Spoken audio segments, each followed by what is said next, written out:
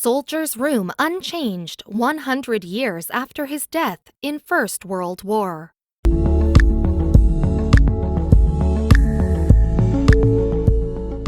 Daniel Faber recently purchased a home in France with a very special stipulation that accompanied the deed. Typically, when you purchase a home, the previous owners will have completely cleaned out their belongings and given you a new space to fill. That's not the case at all with Daniel's new home, and he plans to keep it that way. In fact, this room has been kept that way for over 100 years since the day they purchased the home. It's quite a unique story. Hubert Rochereau was a second lieutenant for the French Army during World War I.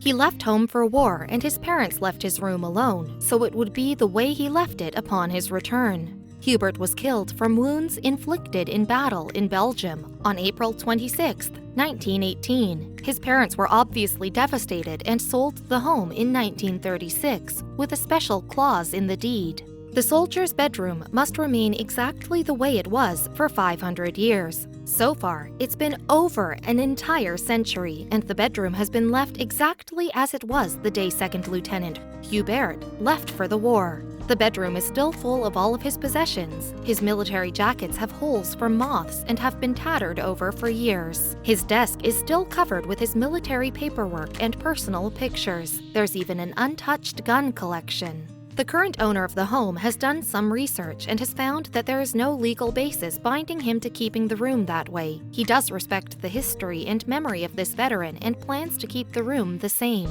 There have been 2 previous owners who felt the same way and have kept the room perfectly intact. The room is a part of history that has been perfectly preserved in its original state. It is an honorable tribute to Second Lieutenant Hubert Rochereau, who was also listed on the monument in Libourne, France, where his regiment was based. He was also awarded the Legion of Honor for his bravery after he was killed in the war.